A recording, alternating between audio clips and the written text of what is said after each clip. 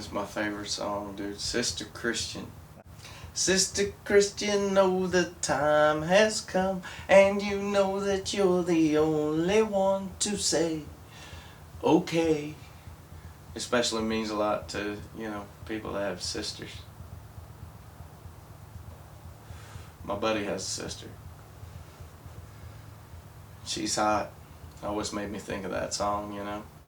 I mean, but when you work as a bouncer like me, man, I mean, people always remember the big, huge dude from the door, but nobody ever remembers me, especially if I tuck my hair underneath like a ball cap or something, so they won't know that I'm Mr. Tough Guy.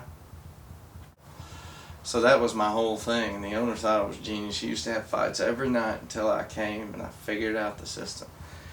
And so while the Night Ranger was playing, all of a sudden I'm standing on the edge of the door. There's like 3 or 4 people outside, and it's just me standing there getting ready to hear Sister Christian. They're like, here, next up we're gonna play Sister Christian. The whole crowd goes, ah! And then a fight breaks out in the middle of the dance floor. Owner comes running up, a real rich son of a bitch, and he grabs me. He says, hey, we gotta fight, you gotta get out there. So I was like, oh shit. So I walk out, I grab the guy that just beat this other guy to a pulp, laying on the ground floundering like a fish, and I put my hand on his shoulder and said, hey man, calm down, nothing going on. Look, I was just at the bar, and from one redneck to another, you gotta get the fuck out of here, because I heard the owner calling the cop. He's slapping me 5, and we're sharing his beer with me on the way out, and then the owner comes up behind me, and just as I walk him out the door, I slam the big steel door shut, and they had like glass with chicken wire in the middle of it. And he's on the outside now looking at me like this far from my face going, I'm gonna kill you, motherfucker. And then the owner and the manager and all of them get all cocky, and they start laughing going, fuck you, fuck you, fuck you, through the window. So this guy starts teeing off on the window, splitting his knuckles open, blood all over the glass, and they're still laughing at him. He gets the door kind of cracked, sticks his hands in the edge of these big metal doors, and we're still yanking back, going bam, bam, bam, and splitting his knuckles open. And his girlfriend, who had walked out just in front of him, was standing out on the sidewalk, and she starts flipping out and yelling and screaming too, and she was the one that had been instigating the whole thing anyway. And the manager had snuck around the backside, and he came around trying to get this guy off the door, and this girl jumps on him and starts clawing his face like a cat. I mean, tearing him apart, chunks of hair, pieces off of his face, and this guy gets the door up and comes flying through, and I kind of saddled him, and he fell down on all fours. When you're on all fours, you can't fucking roll over, no way. So I get behind him like in a wrestling move, and then the first thing he does is roll over on his back. So then I laid on top of him, wrapped him up, and I'm like a half an inch from his face, and my song is playing in the background. Sister Christian, oh, the time has come.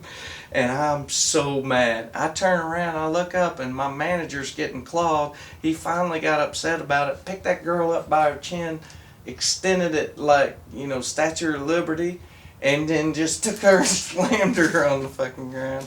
And then he sat on her, and so for 20 minutes I was a half an inch from this guy's face, and then the chorus comes in. Motoring, what's the price for flight? And finding Mr. Right, it'll be alright tonight. So I'm singing that to that motherfucker, but I'm going, you motherfucking asshole, you ruined the song for me. So then the cops all come flying up, because it's Santa Monica and they have nothing better to do. And the cops all jump out of the car, and there must have been 15 or 20 of them standing on the sidewalk out there. They get these 2 people up and they put them against the wall right there, and she just starts going, the girlfriend starts going, they just attacked me. I don't know why they attacked me. I mean, they just attacked us for no reason. And then the officer says, okay, fine, open your purse, let's see your ID.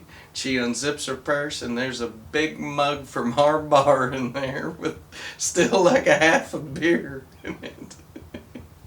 And she looks up and she goes, I don't know why that's in there. They stuck it in there. And now I'm getting all cocky and mad, and I walk over and I get about a half an inch from her face, and she's up against the wall on the sidewalk. And I say, I don't know how it got in there. They must have stuck it in there. And all the cops start laughing.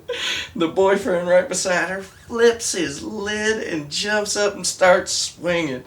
And Santa Monica PD just pulled out their clubs and started beating him down on the ground. It was a big night for them. So they cuff him, and he keeps floundering like a fish on the sidewalk, like trying to yell shit and, fight shit and whatever else. And they keep telling him to calm down or they're going to have to hog tie him. And he's already cuffed face first, with his face just over the edge of the gutter. And he's flipping around, and they hog tie him, and they made his hands meet his feet. And then they picked him up, and the whole time he's yelling, motherfuckers, motherfucking... And they hoist him in the back of the car. And the whole time I'm giving my statement to the cops, he's in the back of the car, rocking back and forth with his head coming up over the top of the back seat in the back window, going, I'm gonna kill you, motherfucker! I'm gonna kill you, motherfucker! You're dead! I haven't seen him since.